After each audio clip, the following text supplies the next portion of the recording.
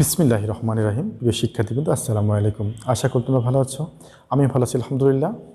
আজকে নতুন আরেকটি ভিডিও নিয়ে উপস্থিত হলাম এবং আজকের ভিডিওতে আমি আলোচনা করব রসায়ন দ্বিতীয় পত্রের চতুর্থ অধ্যায় অর্থাৎ তড়িৎ রসায়নের একটি গুরুত্বপূর্ণ টপিকস, সেটা হচ্ছে যে তড়িৎদ্বার বিভব, ইলেকট্রোকেমিক্যাল সিরিজ এবং কোষ বিভব বা তড়িৎচালক বল নিয়ে। আশা করি তোমরা শেষ পর্যন্ত ভিডিও চালিয়ে যাবা। তো যাই হোক, চলে যাই আমরা আজকের আলোচনায়।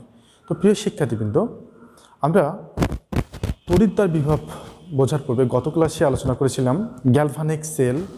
গ্যালভানিক সেলে আমরা দেখেছিলাম বিভিন্ন তড়িৎদ্বার, এবং গ্যালভানিক সেলকে কীভাবে উপস্থাপন করা হয় এই বিষয়গুলো নিয়ে আমরা ওই জিনিসটা একটু রিকল করে আমরা চলে যাব আলোচনায়। তো প্রিয় শিক্ষার্থীবৃন্দ, আমাদের এখানে একটা গ্যালভানিক সেল দেখানো আছে।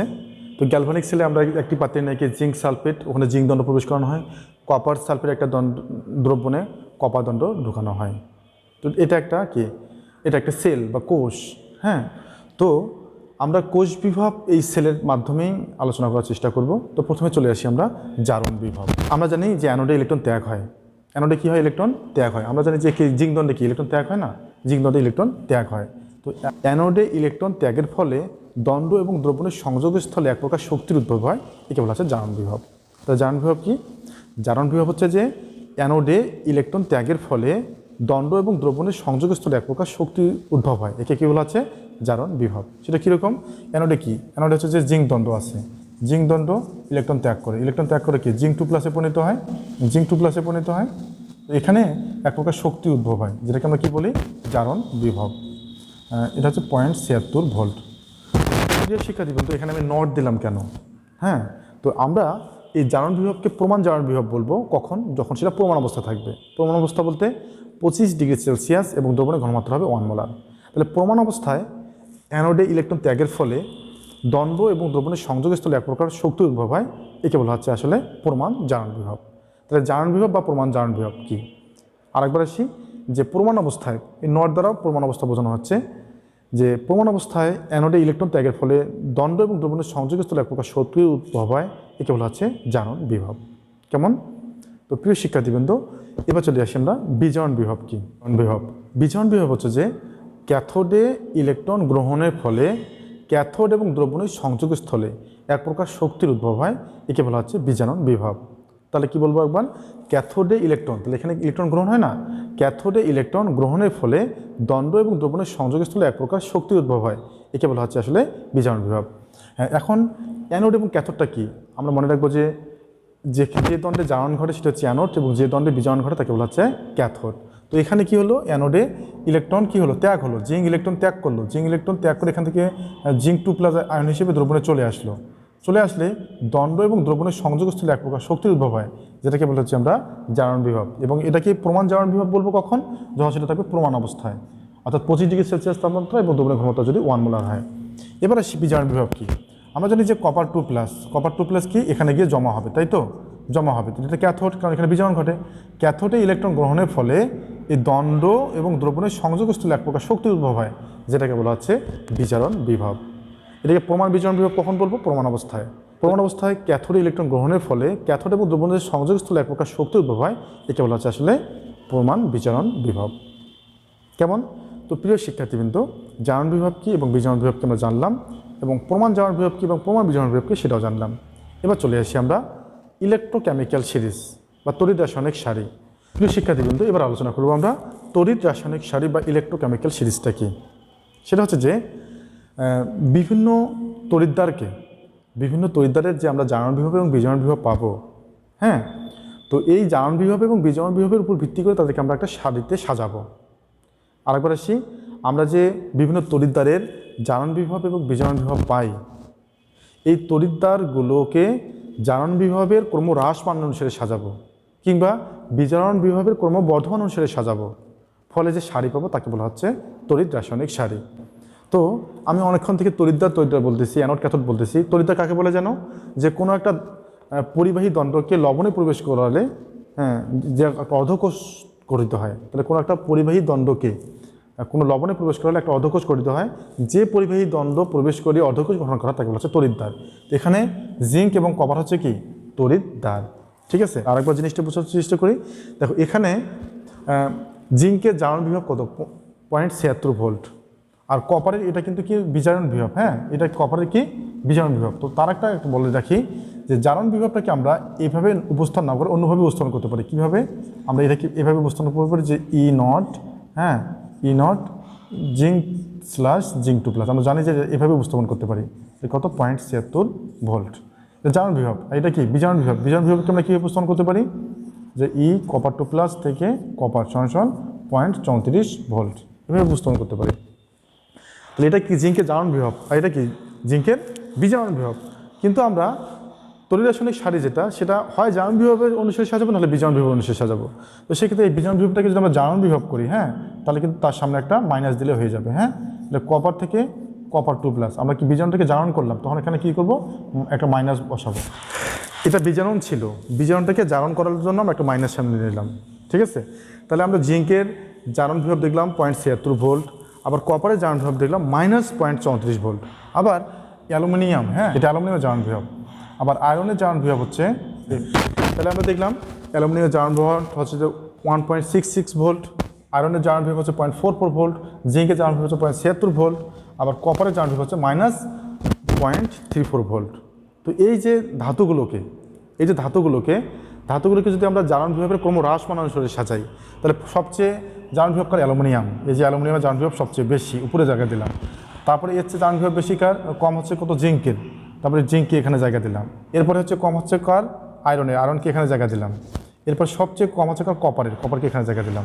তাহলে কি সবচেয়ে জারণ বিভব হচ্ছে অ্যালুমিনিয়ামের বেশি আর জারণ বিভব সবচেয়ে কম হচ্ছে কপারের। তাহলে কি ধাতুসমূহকে তাদের জারণ বিভবের ক্রমহ্রাসমান অনুসারে সাজালে যে সারি পাওয়া যায় তাকে বলা হচ্ছে তড়িৎ রাসায়নিক সারি, ঠিক আছে, বা ইলেকট্রোকেমিক্যাল সিরিজ। এখন এই তড়িৎ রাসায়নিক সারির প্রয়োজনীয়তাটা কি? প্রয়োজনীয়তা হচ্ছে যে যখন আমরা একটা কোষ গঠন করব, এই কোষ গঠনে যার জারণ বিভব বেশি তাকে অ্যানোড হিসেবে ব্যবহার করব, আর যার জারণ বিভব কম তাকে ক্যাথোড হিসেবে ব্যবহার করব। অর্থাৎ আমরা যদি অ্যালুমিনিয়াম এবং জিঙ্ক নেই তাহলে এই দুটার মধ্যে অ্যালুমিনিয়াম হবে অ্যানোড এবং জিঙ্ক হবে ক্যাথোড। আবার আমরা যদি জিঙ্ক এবং আয়রন নেই, এই দুজনের মধ্যে জিঙ্ক হবে অ্যানোড এবং আয়রন হবে ক্যাথোড। তাহলে এটা হচ্ছে তড়িৎ রাসায়নিক সারির একটা বৈশিষ্ট্য। আমরা যদি বিজারণ বিভবের ক্রমহ্রাসমান অনুসারে সাজাইতাম, হ্যাঁ তাহলে কি বিজারণ বিভব কার সবচেয়ে কম? আমরা যদি এই জারণটাকে বিজারণ করতাম তাহলে কি সামনে একটাকে মাইনাস দিতাম না? তখন দেখা গেলো এর বিজারণ বিভব সবচেয়ে কী হইতো কম হইতো আর এর বিজারণ বিভব সবচেয়ে বেশি হতো।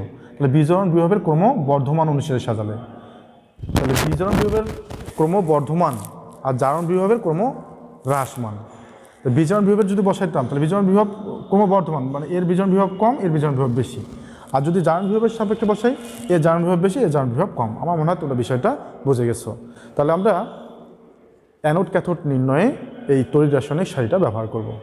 প্রিয় শিক্ষার্থীবৃন্দ, এবার চলে আসি আমরা কোষ বিভব নিয়ে। কোষ বিভবটা কি? কোষ বিভব হচ্ছে যে অ্যানোডের জারণ বিভব এবং ক্যাথোডের বিজারণ বিভবের যোগফলটাকে বলা হচ্ছে আসলে কোষ বিভব বা তড়িৎচালক বল। তাহলে আমরা অনেক সময় এই যে কোষ বিভবটাকে কি বলবো? তড়িৎচালক বলবো বা ইলেকট্রোমোটিভ ফোর্স বলবো, হ্যাঁ, বা ই সেল বলবো। তাহলে কোষ বিভবটা কি? কোষ বিভব হচ্ছে যে অ্যানোডের জারণ বিভব এবং ক্যাথোডের বিজারণ বিভবের যোগফল, এটাকে বলা হচ্ছে কোষ বিভব বা ই সেল বা ইলেকট্রোমোটিভ ফোর্স। কেমন? আমরা এটাকে এই সেলের সাপেক্ষে কীভাবে লিখতে পারি? যেহেতু আমরা কোষ বিভবকে কী বললাম? ই সেল, হ্যাঁ, ই সেল বা ইলেকট্রোমোটিভ ফোর্স, এটাকে কী লিখতে পারি? অ্যানোডের জারণ বিভব। তো অ্যানোডে আমাদের কী ছিল? অ্যানোডে ছিল আমাদের জিঙ্ক। তো জিঙ্কের সাপেক্ষে আমরা যদি বলি তাহলে কী করলো? জিঙ্কের জারণ ঘটলো, অ্যানোডে জারণ বিভব। আর ক্যাথোডে কী করলো? বিজারণ বিভব। তাহলে কি ই নট কপার 2+ থেকে কপার। তাহলে আমাদের কী হলো? কোষ বিভবটা কি? অ্যানোডে জারণ বিভব এবং ক্যাথোডে বিজারণ বিভবের যোগফল, ঠিক আছে। আমরা এই সংখ্যাটাকে অন্যভাবে বলতে পারবো। কিভাবে? দেখো, আমরা এটাকে যদি একটু চেঞ্জ করে দিই তাহলে কি ই নট জিঙ্ক থেকে জিঙ্ক 2+, এটা কি অ্যানোড, এটা কি অ্যানোডে, হ্যাঁ। আমরা যদি এই বিজারণটাকে জারণ করে দিই, এটা কিন্তু ক্যাথোডে বলছি, হ্যাঁ, এটা অ্যানোডে, এটা হচ্ছে অ্যানোডে, এটা হচ্ছে ক্যাথোডে। তাহলে আমাদের এটা কি হবে? ই নট কপার থেকে কপার 2+, হ্যাঁ, এটা কোথায়? ক্যাথোডে। তা দেখো তো আমরা কি বিজারণটাকে যখন জারণ করব, আমি তোমাদের আগেই বলেছিলাম যে বিজারণকে যদি আমরা জারণ করে মাইনাস দেবো, অথবা জারণকে যদি বিজারণ করে মাইনাস দেবো, ঠিক আছে। তাহলে দেখো তো আমরা এখানে কি বিজারণকে জারণ করেছি, তাহলে এখানে মাইনাস দিয়ে দিলাম। তাহলে কি দেখো তো এটা কি? জারণ বিভব। এটাও কি? জারণ বিভব। তাহলে কি অ্যানোড এবং ক্যাথোডের মধ্যে জারণ বিভবের পার্থক্য, অ্যানোডেও জারণ বিভব, ক্যাথোডের জারণ বিভব। তাহলে অ্যানোড এবং ক্যাথোডের জারণ বিভবের পার্থক্য কী বলা হচ্ছে ই সেল। আবার এটাকে অন্যভাবে লেখা যেতে পারে, কীভাবে? আমরা এটাকে চেঞ্জ করে নিলাম, এটা মাইনাস করে নিলাম। এটা কী ছিল? জারণ। এটাকে কী করবো? বিজারণ করবো।